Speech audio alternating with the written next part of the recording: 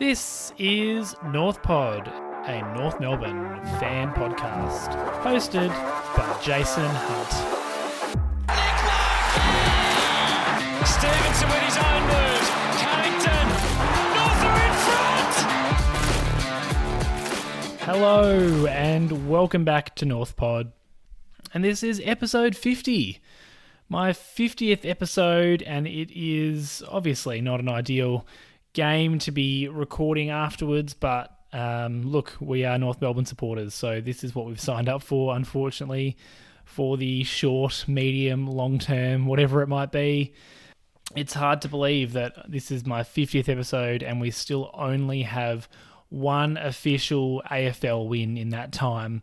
Obviously, I've had a couple of bonus episodes and we had plenty of post-season and pre-season episodes, so it's not 50 games by any stretch, but it's probably something like 26 or 27 games at this point for one win, which is, not ideal. And that certainly continued in this game in round 9, unfortunately, which we will talk about in just a minute. Usual episode structure for the most part today, so strap in for some more positives, negatives, story of the game, team selection, North Podium, 5 stars, all those things.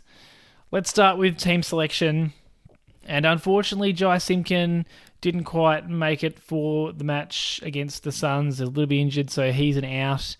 Toby Pink and Zane Dersma also out. I thought it was absolutely the right choice to give Zane a little bit of a break. Hopefully, this time in the VFL, he can find some form. We'll talk about his VFL form towards the end of the episode, but I think it was time that he had a little spell. It's hard to say what we're trying to do with Toby because he was the sub last week and only played essentially a quarter of football and was played in up forward and as the second ruckman. So it's interesting to see if he's going to find a spot in the side or if we're going to go a little smaller for the time being and leave both Pink and Newen out. In came Wilfield, Lazaro and Hugh Greenwood. So I was a little surprised to see both Wilfield and Lazaro back in, but I guess with Jai going out, there had to be someone coming in. Lazaro ended up as the sub again, often finding himself as a sub, and he played about a quarter of football, quarter and a little bit. Hugh Greenwood came in and played up forward in place of Zane Dersma. And then, Wilfield came in and played essentially in place of Jai Simpkin, probably played a little bit more midfield time than Jai has been, but rotated half forward and midfield. I think holistically, given Jai's out, I think it was the right call to bring at least one of Wilfield and Lazaro back in. It's the same old story where I think we've got too many of these midfielders that aren't able to play in another position successfully because I'm not seeing any forward craft from either of those two, unfortunately. Tommy Powell is serviceable as a half forward, but certainly not where he plays his best footy. So that's a challenge at the moment. We went smaller. We took a traditional forward out in Zane Dersma and put a makeshift forward in Hugh Greenwood, who played okay. But it's a small forward line with just Nick Larkey as that main man up there. Let's go to the match result, and it was another really, really, really, really hard match to watch. Gold Coast 120 defeated us, North Melbourne 52, a 68-point loss. And just like several games from this year, it could have been a lot worse. Unfortunately, it was a really, really hard game to watch. Story of the game, I think it was a case of second quarter blues strike again. We have had some awful second quarters this year. I probably should actually have a look at the stats, but I certainly can say anecdotally, it's a quarter that historically has been quite poor for us this year. We've played several first quarters where we've been in it at quarter time and then the game has been taken away from us in the second quarter. And that was the case again. Whilst it wasn't an absolute avalanche on the scoreboard, the momentum-wise and style of play-wise, the Suns took control. And then in the second half, they were able to take more of their opportunities and put the game to bed. We were just unable to adjust to the conditions. I thought both sides struggled in the first quarter to play the conditions. It was very soapy. It was a wet ball due to the humidity and the heat up there. And the Suns, as you'd expect, as a side that plays up in North Queensland, They just adjusted a lot better than we did. The inside of 50 count really, told the story. It was 45 to 67. And I think that just reflected the dominance of territory across the game. Even though we controlled the ball a little bit early on in the game, quarter one, I actually thought we were the better side, but just weren't able to quite capitalise and had a couple of poor errors, which we'll talk about. But after that, it was relatively one-way traffic. The Suns really controlled the footy and did what they wanted to. They were harder at it. They tackled more. They won the contested footy. All those measures that talk about, around the footy and hardness, they won, and they were also able to be a lot cleaner. We dropped a lot more of those marks, which I'm not going to crucify players for under these circumstances. You could tell it was a really slippery footy, but the Suns definitely adjusted to that better. We were dropping chest marks, we were adjusting and trying to take them on our chest as opposed to out in front, which is really hard to do with that slippery ball. But we just dropped several of them and put ourselves under pressure, whereas the Suns, while still fumbling it a little bit, were a lot cleaner across the game. The Gold Coast spread was better. They certainly had more endurance than us as the game wore on. It was a really hot game. You could see players were absolutely spent. Really early in the third quarter and late in the second quarter, you could see that some players were just off their feet.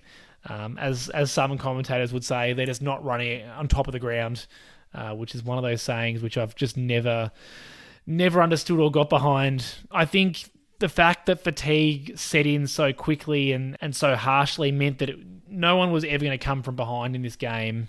You had to get the lead, and that's what the Suns did.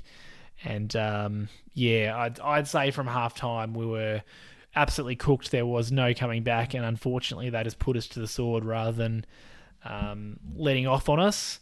So yeah, it was a really tough game to watch. It felt quite demoralising. It wasn't necessarily a case of horrific mistake after horrific mistake. There was several terrible mistakes in the game, don't get me wrong, but it was just being outplayed, and yeah, as I said earlier, the constant pressure we put on ourselves that really made it a hard game to watch. And losing to the Suns by 11 goals is, it's not good. It's the only side that we've been able to beat in the last 30-odd games, and to lose by 11 goals, to have it happen to us in such a fashion that we just weren't even a chance, halfway through the second quarter. Yeah, it was really hard to watch, and I don't really need to tell any of you that, I'm sure, because if you've seen the game or the scoreboard, you could see that. So another really disappointing performance. They mustn't have got the memo that it was my 50th episode. I'm sure they would have got up for it if that was the case. I did run through a banner in my office on my way in here for the 50th game, so I'm celebrating, but the team is not and should not be, because it's a dour place to be at the moment. Let's look at the 5 stars.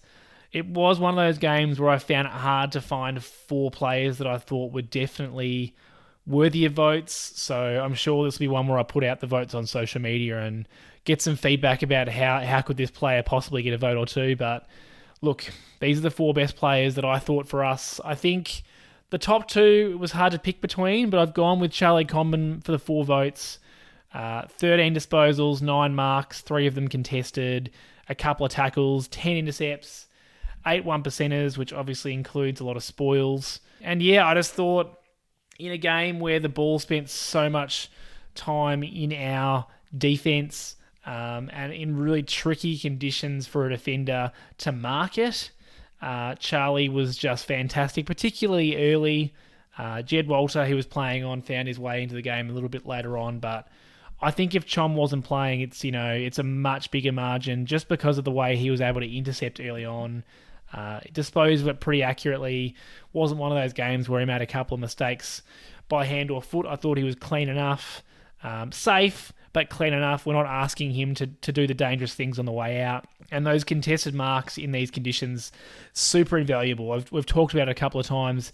If we're able to get those contested marks or intercept marks inside 50, that allow us to then control the flow of the ball after that point, it makes a massive difference compared to when it's a spoil and it's still a live footy, and then we've got to actively defend and put pressure on, which we know is not a strength of our side. So yeah, I thought Chom was fantastic back there. I think definitely the pick of the defenders today. or in this match rather. Last week it was Core who, I thought did a serviceable job against the Suns, but certainly made some mistakes, whereas I thought Comben probably made less mistakes. I've given Charlie the 4 votes and a fantastic development game for him. He's really putting together a bit of a stretch of senior footy now, which is fantastic. Let's hope we haven't jinxed him. 3 votes, a really big surprise. Jaden Stephenson played a fantastic game. One of those ones where we wondered whether or not he was worthy of a recall. We know that he'd been in some pretty average form to start the year and got back into the side last week, not off some scintillating VFL form, but this probably speaks, and really reflectively, it should have made sense at the time. He's a player that plays based on opportunity a lot of the time, and he did get some better opportunities in this game. He had 16 disposals, 2 goals, 8 marks, 2 tackles, a goal assist, 4 inside 50s, and was just a fantastic option throughout the game. He played that high half-forward role, so he was an outlet at times with those 8 marks, marking it further up the ground. He was one of those players that was dangerous if we were to win the clearance. As I said, kicked the 2 goals, so I was able to hit the scoreboard and a goal assist as well. Definitely his best game for the year, not even a question.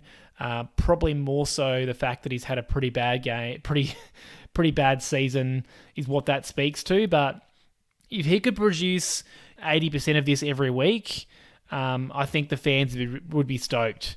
Because, it was a really consistent performance across the game. Again, probably made one mistake, but aside from that, I thought had a nearly flawless game.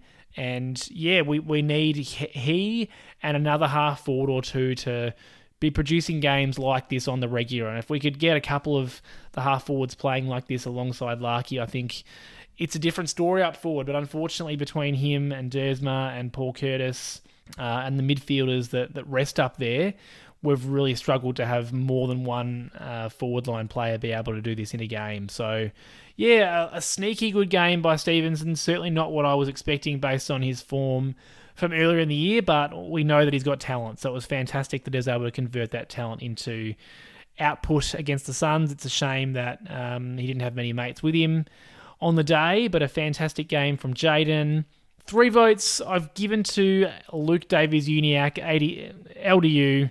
35 disposals. His numbers are quite significant, actually. 35 disposals, 3 marks, kicked a goal, 9 clearances, 578 metres gained, 5 inside 50s, 17 contested possessions, which was the most on the ground. The one drawback, or one of the drawbacks, was that he went at 60% disposal effectiveness, so did butcher it a little bit. There were several times where the broadcast kind of singled out his disposal, which we know is an issue. He's not an elite kick by any stretch. There were a couple of his inside 50s that, we would have loved to get some better service from him because he was streaming through not under a lot of pressure. But he was definitely our best midfielder on the day.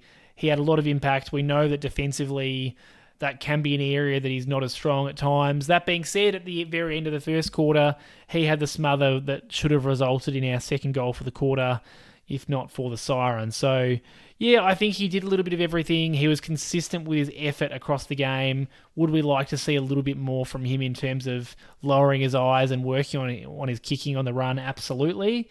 But in this side at the moment, it's really hard to be that best midfielder in the side because you've got to be doing it all. And I'm just not sure that he ever is going to be able to do it all. He's elite at some things. He's got fantastic bursts out of a stoppage, but like most players, he's got some limitations, and when you're playing in a side as bad as we are, those limitations are going to be on show at times. But 2 votes to LDU, I thought, holistically speaking, clearly our best mid, and without him, similar to what I said about Comben, I think that the scoreline looks very different because those 9 clearances, whilst they weren't all effective, are at least helping us control where the ball is and who's in control of the footy. And then 1 vote, I had a lot of trouble. I ummed and ahed. At one point it was going to be McKay, but he did have too many turnovers for me, too many sloppy disposals. Most of them came from him trying to be proactive. But anyway, I've given it to Zach Fisher. He had 34 disposals, 4 marks, 681 metres gained, 9 intercepts, and look, I'm not saying that he worked super hard for those disposals. Most of them were him grabbing the ball deep and trying to get the ball out of defensive 50, but it's a super hard job. I don't think he did a poor job in this game, and there were a couple of moments that are probably easy to miss where he was under a lot of pressure and gave out a really quick, smart handball or made a quick decision that allowed us to at least keep moving the ball forward. Those tended to be sort of 50 or 60 metres out from goal, not those ones where he's got it 20 metres out from goal and he's just kicking it down the line.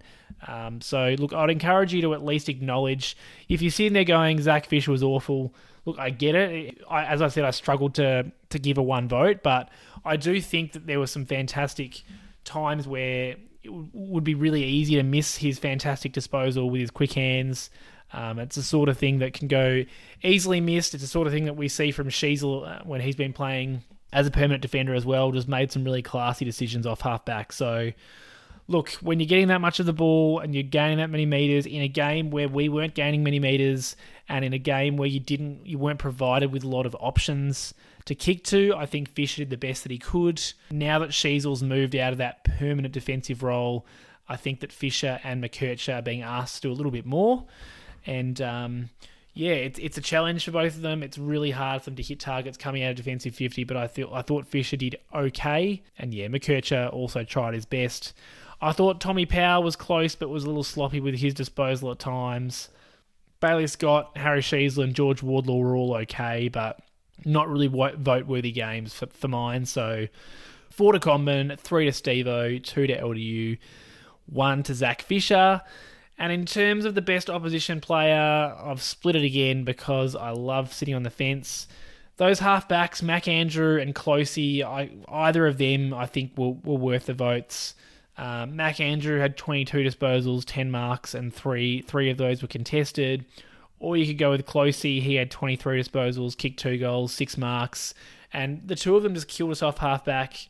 McAndrew was marking everything, and Closey was really damaging, particularly, like I said, kicked the 2 goals. So he did a fantastic job of just absolutely damaging us when he did get the ball. So the two of them really killed us. We were able to stifle the Suns' midfield a little bit, and none of their forwards had an absolute day out. So I thought McAndrew and Closey made a massive difference and really formed that stone wall to stop us from attacking as effectively as we would like to.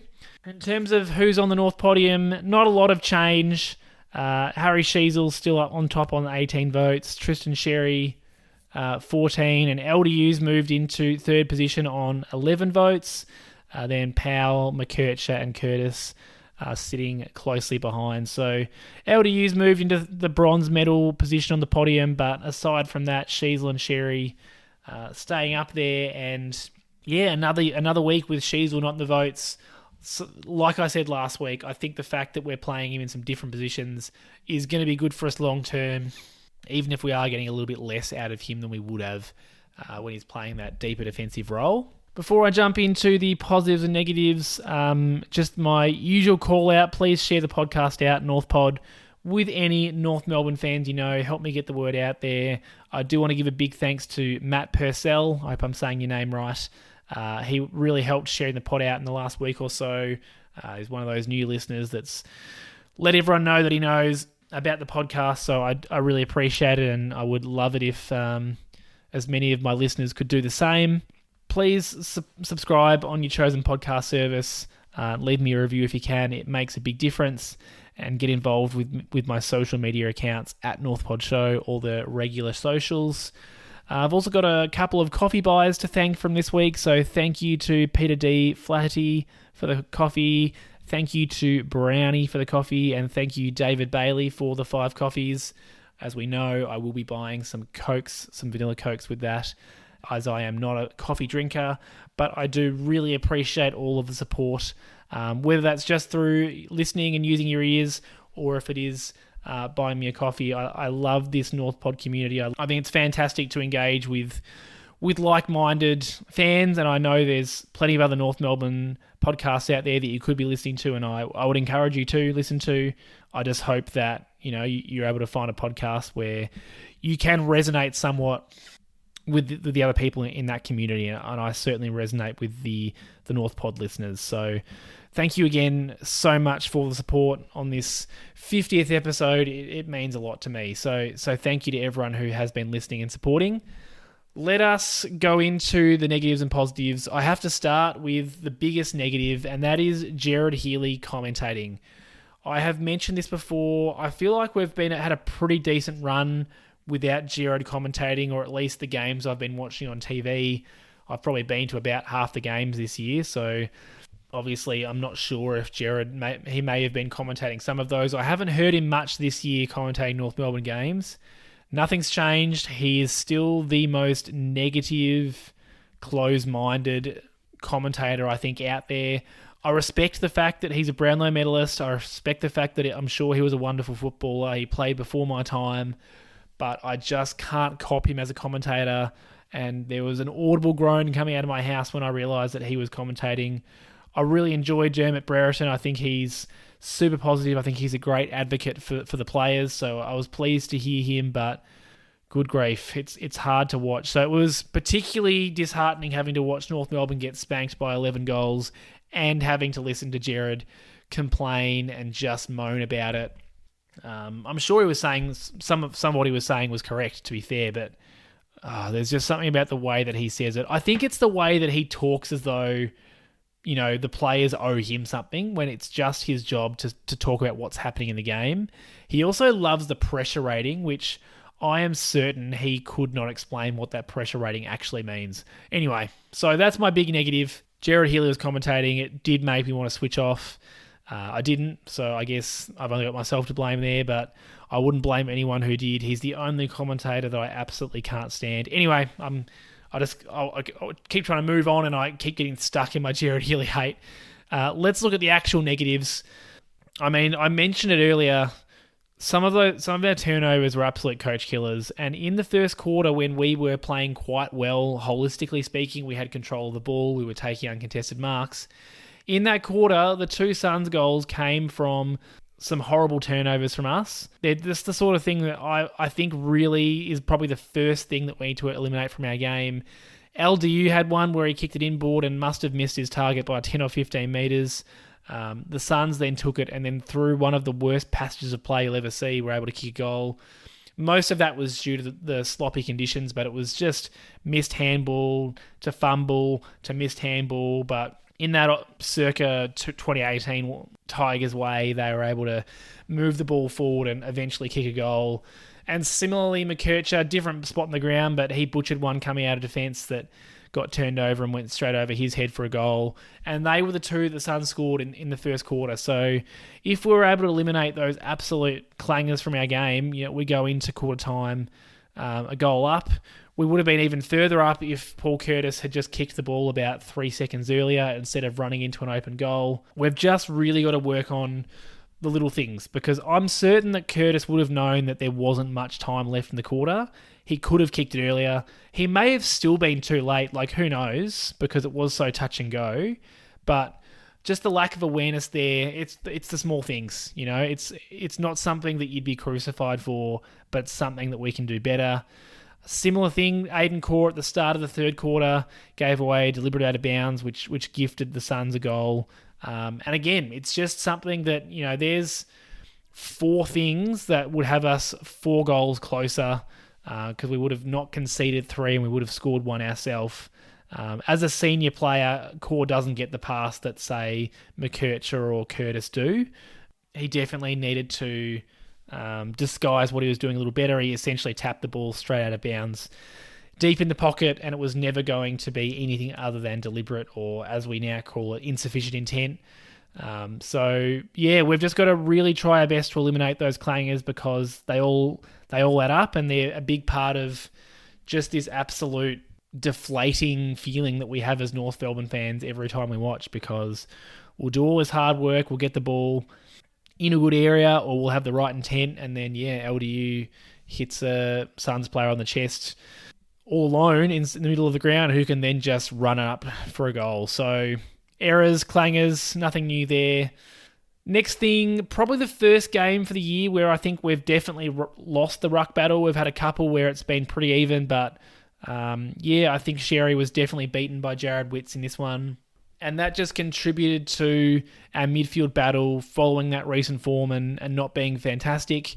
So we lost the hitouts 45-25. We lost the clearances 40-31. We lost the contested possessions by 20. So, all of those things are there to say that, we lost the ruck battle and we lost the midfield battle in general. And, the territory in the inside 50s really reflects that. Xerri wasn't awful. He took a couple of marks, which was, up from his normal 1 or 0. But was definitely beaten by Witts, who, is a fantastic ruckman. He's not elite, but he's a good ruckman nowadays. So hopefully it was a good game of learning for Tristan. Plenty to take out of that, I hope. And looking at the plus side, I think he's getting more exposure to some of these fantastic ruckmen. He's played on Ryan Marshall a couple of times now. He's played on Jared Witts. Next week he's going to come up against Goldy, which I'm sure he's done plenty of at training over the years. I would just love our mids to tackle more, and I think it's something that's come up a little bit recently. Part of it is that we don't have big-bodied mids, which I think is long-term a bit of an issue, but I just love us to at least have the intent to tackle more when we don't get first use. So of our main mids from this match, Wardlaw 3 tackles, Powell 3 tackles, Phillips 1 tackle, LDU 1 tackle. So between them, they've got 8. Conversely, Matt Rowell had 12. So I think, obviously I'm picking one game, and like the 3 from Wardlaw and Powell isn't horrific. Like if every player on the side had 3 tackles, we'd have an okay tally. But I think the players that are around the ball heaps like them need to be tackling it more than that.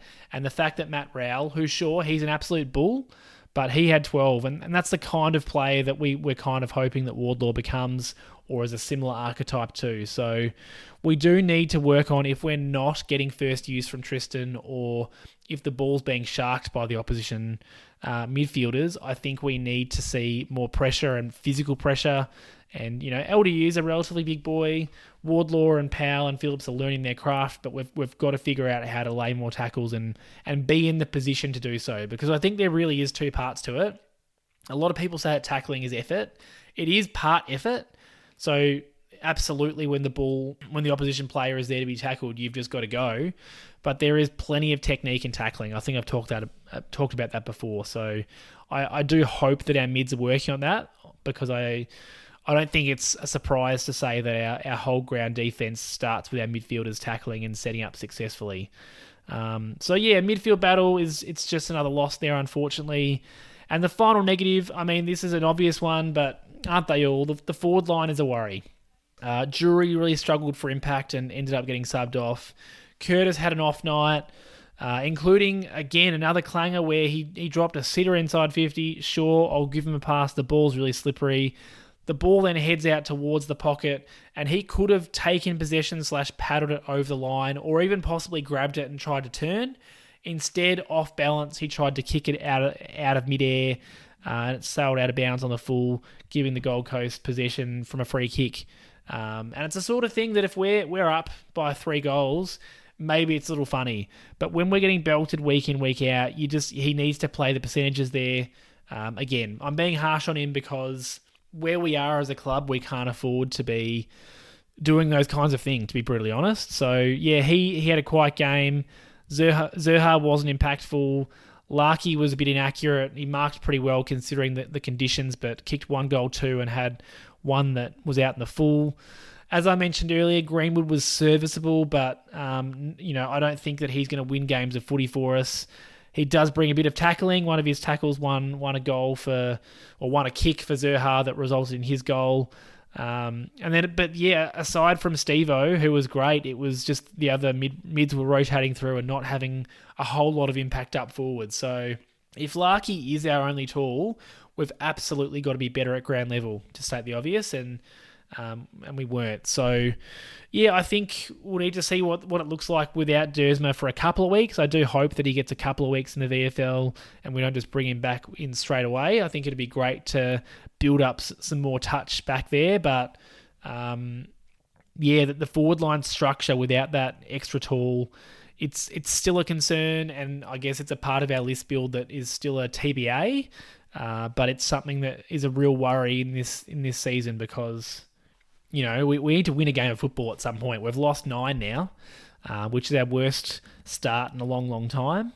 And at some point, we need to have a player that's going to step up and take some marks forward of the ball or put some pressure on forward of the ball that's going to make a difference to our game. So that's all the negatives. In terms of the positives, it was one of those games where it was hard to draw out too much. But as always, I've done my best. I think, having just spoken about the midfielders before, we were able to put some time into the Gold Coast midfielders and at least stifle their impact. Matt Rowell and Anderson didn't have the impact they would normally have. Anderson had 22 disposals, Rowell had 19, which is down significantly on what they've been producing this year. Rowell in particular has been having a fantastic year, and Anderson's also been fantastic. And it wasn't a one-man job. I think it was fair to say that Wardlaw and Powell and Phillips were rotating through those responsibilities. Like I mentioned earlier, Rowell's a similar archetype to what we'd like to see from Wardlaw in the future. So I think it was valuable experience to have the two of them matched up at times.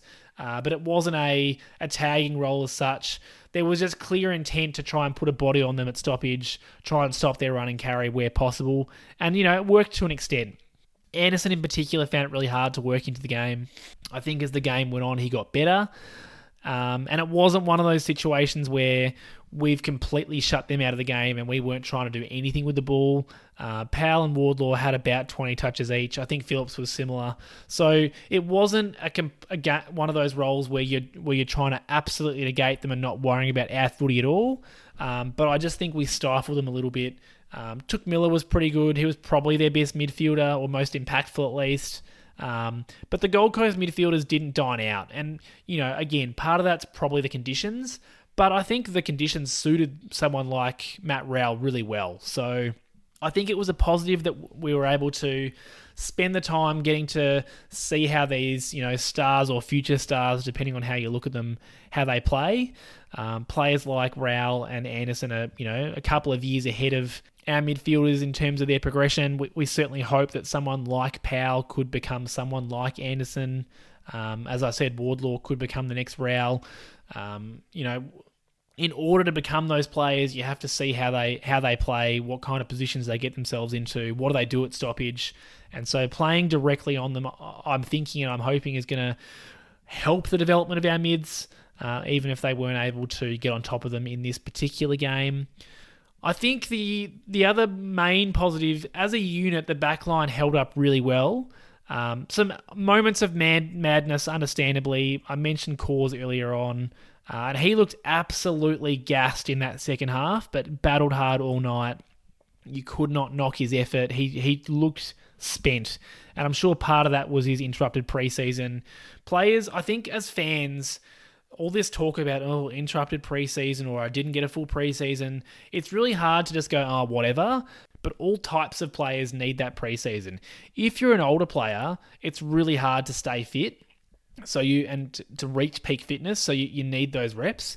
If you're a younger player, if you don't build up that stamina without this record of preseason. So I think on a night like the other night where conditions were clearly hot, I think Core not having a preseason really showed, because he seemed to fatigue earlier than the other players. Everyone was gassed by the end of the game, don't get me wrong, but Core looked absolutely cooked and tried his heart out. King could have had a couple more, but the service wasn't great, and I think Core was one of the reasons why it wasn't. So he was good. Comben, I've touched on, he was fantastic. I thought McDonald did what he does. He came off a couple of times really well and played aggressively. He did butcher it a couple of times with the footy, one that was an absolute hack along the ground late in the game. But I think, he's a bit of a whipping boy, and I thought holistically he played relatively well. We got another game into Riley Hardiman, which is fantastic. He doesn't look out of place at AFL level, albeit he's playing for North Melbourne, and it's, plenty of VFL players wouldn't look out of place on our side at the moment.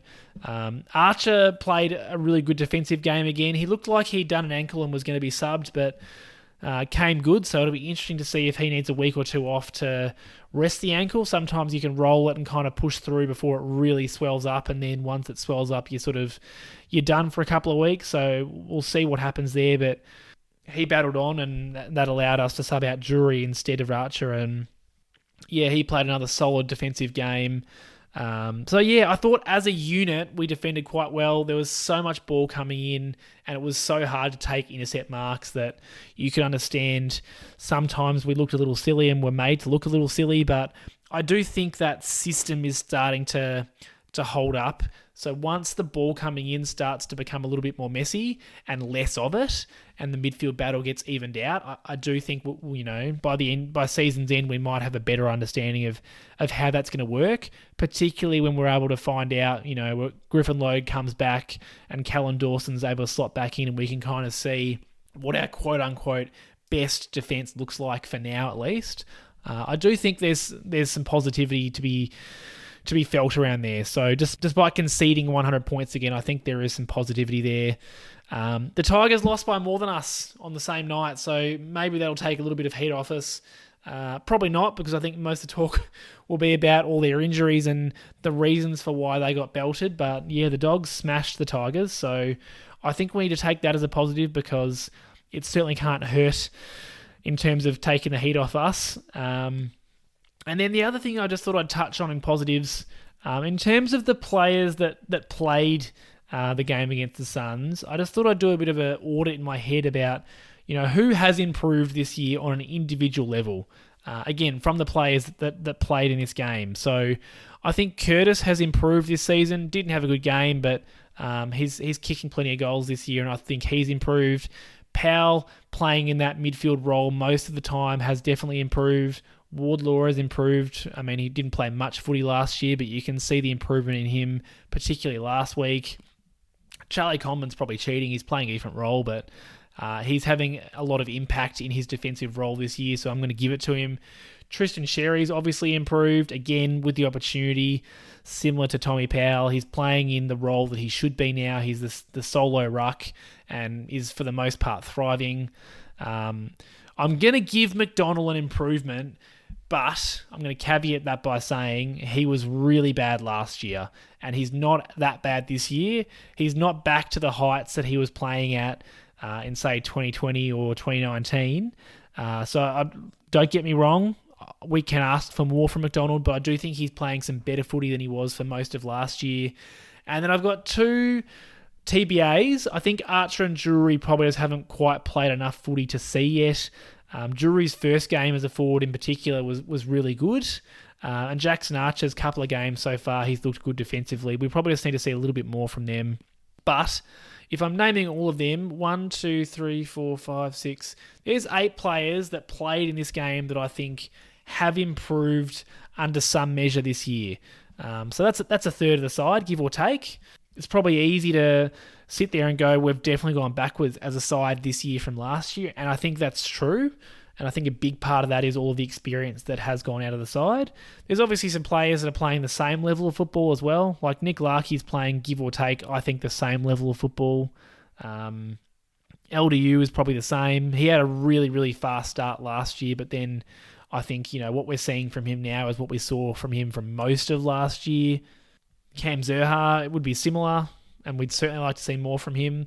So look, there's players, I just thought I'd have a look at it if we're looking for green shoots. In particular from that list, the fact that Curtis, Powell, Wardlaw, Comben, and Xerri are, to me, definite improvements. We can see that as a positive. At least those younger players are developing, and Xerri, whilst he's not as young, he's young for a ruckman, so I'm going to claim it. That's all the positives I've got. I don't actually have much else to talk about, so I'm going to whip through this. The VFL, we had a tight loss to the Swans VFL side. We fought back. We were behind most of the game. We took the lead late, but unfortunately the Swans then did take it back, so it was an 80-86 loss. Luke Parker kicked a 70-metre bomb late to take the lead for the Swans. In terms of North Melbourne AFL-listed players that are pushing, I thought Bergman was busy again. He had 22 touches and 7 marks, so Like I said last week, I think once Hardiman's had a little run at it, I'd expect to see Bergman come in and see what he can do at AFL level. Dersma went back, kicked 4 goals, had 9 disposals and 2 marks, so low levels of disposal, but the fact he was able to kick 4 sausage rolls, I think, is super positive.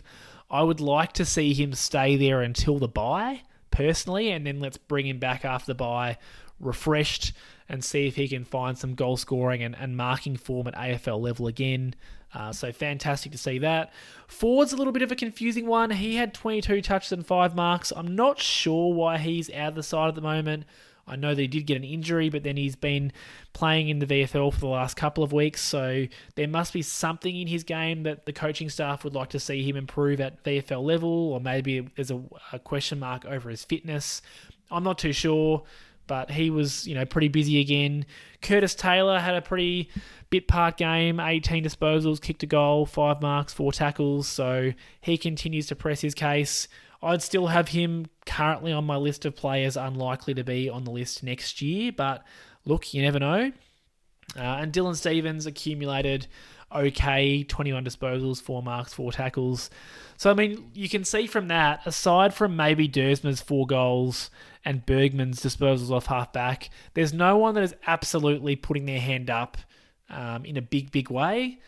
But there's some players playing okay. And the fact that our VFL side is playing relatively well this year in terms of the scoreboard, I think is positive too. So there'll probably be a change or two going into the Essendon game, which we're about to talk about, but I certainly wouldn't expect wholesale changes. It's probably more likely to be a Bergman for a Hardiman. Maybe a Ford comes in for a Lazaro or a Wilfield, something like that, because we certainly... I personally think we were playing one too many midfielders this week. In terms of looking ahead to the Essendon game, it is Sunday afternoon, Sunday the 19th of May at 1:10 p.m, and Essendon are going in with some form, with some confidence. They've beaten GWS in a massive win, came from behind and then won comfortably in the end. And we haven't beaten Essendon since about 1976, or that's how it feels. They have had our measure for quite a long time. The last time I remember beating them was in that infamous final 10 years ago. I'm sure we have beaten them since then, but it's been a long time. So we've got this game and then one more to get through before the bye. It would be great to win one, but I just don't see it. So let's cross our fingers and toes. Obviously, we did nearly beat them at the end of last year. Xerri had a big second half after doing essentially nothing in the first half. Taron Thomas, I'm fairly sure it was his return game and he played some great footy. Yeah, that was a great game. I think we lost it by a goal maybe, something like that. So if we can play with some intensity, we're a chance. But I don't hold out a lot of hope. A couple of great matchups though. Goldy's going to be playing on Tristan Xerri, so coming up against Goldy for the first time will be some heat in that contest. You'd think that Ben McKay is going to play on Larkey. It'll be interesting to see. I wouldn't expect any North fans to be booing Goldy given that we didn't offer him a contract, but it'll be interesting to see what kind of reception Ben McKay gets. I'm expecting some boos, even though it seems to be that it was pretty mutual that we didn't really want to offer him the contract. He didn't really want to return. Anyway, I'd expect to see him on Larkey at times, so that's another interesting matchup. Even if the idea of the match as a whole gives me hives, I think there's some interesting things to look at in terms of the game. It doesn't sound as though Draper's going to be playing after his little niggle and his comments on the podcast on his own podcast recently. So we should see plenty of Xerri on Goldy, and it'll be interesting to see how that goes because last year Goldy and we weren't able to drop Goldy really. We tried to, but after Xerri's injury, we essentially played the two of them for the rest of the year, bar 1 or 2 games. So there's a little contest within the contest to look forward to, but I feel similarly to how I did last year. We need to get to the bye because there's some players looking absolutely out on their feet out there. That's all I've got for you this week. Episode 50 done and dusted. Thank you again for all the support. I super, super appreciate it. If you do want to get in touch with me and chat all things North, at Northpod Show. Feel free to slide into the DMs on X or on Instagram. I'm happy to have a chat to people there. And have a fantastic week. Do all those things. I don't know when the podcast will be out next week. Optimistically, I'd love it to be out Sunday night, but it's probably more realistic that it'll be out Monday. So look out for that. And I'll speak to you after the game next week. Go North. Thanks for listening to another episode of Northpod. If you give me a rating or review on your podcast service, that would be much appreciated. And please follow me on all social media at Northpod Show. I'm on X or Twitter, Instagram, YouTube, TikTok, and I'm also very active on the North Melbourne subreddit. Hope you'll join me for the next episode.